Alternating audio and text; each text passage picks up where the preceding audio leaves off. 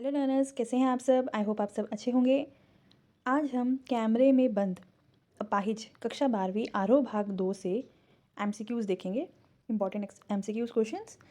पहले हम थोड़ी सी व्याख्या देख लेते हैं। कैमरे में बंद अपाहिज कविता को लोग भूल गए हैं काव्य संग्रह से लिया गया है। इस कविता में कवि ने शारीरिक चुनौती को झेल रहे व्यक्ति की पीड़ा के साथ साथ दूर संचार माध्यमों के चरित्र को भी रेखांकित किया है।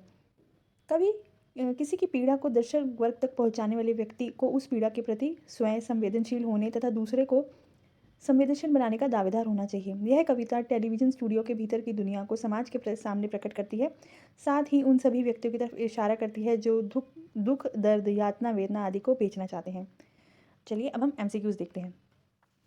रघुवीर सहाय का जन्म कब हुआ? 1929 में। यह रघुवीर सहाय इस कविता के रचयिता हुई हैं।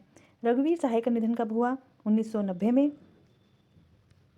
रघुवीर सहाय का निधन कहाँ हुआ? दिल्ली में। कैमरे में बंद कविता में कवि ने किसका चित्रण किया है? अपाहिज का।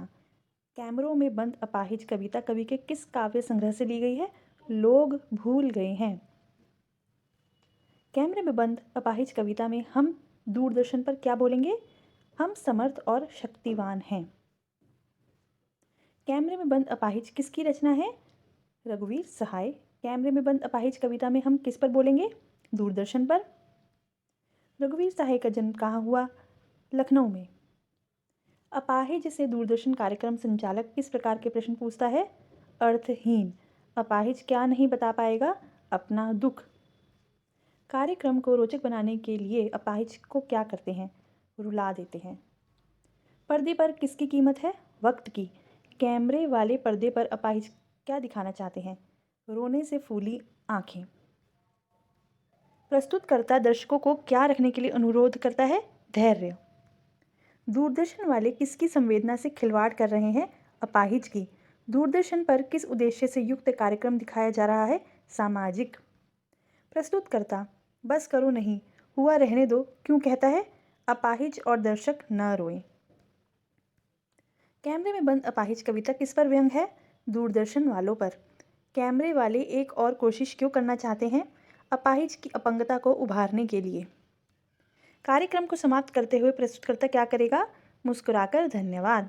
अब मुस्कुराएंगे हम। इस पंक्ति में हम कौन है? दूरदर्शन वाले। कैमरे में बंद अपाहिज कविता में समर्थ शक्तिवान किसे कहा जाता है? दूरदर्शन वालों को। कैमरे में बंद अपाहिज कविता में फूली हुई आंख का क्या अर्थ है? आंसुओं से भरी आंख। कैमरे में बंद अपाहिज कविता में दूरदर्शन कर्मियों की किस मनोवृत्ति को यहाँ दर्शाया गया है? संवेदनहीनता। कैमरे वाला ये किन्हें साथ साथ रुलाना चाहता है? दर्शक और अपाहिज को। दूरदर्शन के लिए क्या आवश्यक है?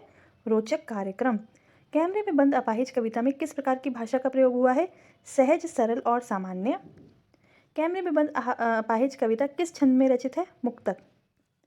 अपाहिज के होठों पर क्या दिखाई देता है? कसमसाहट।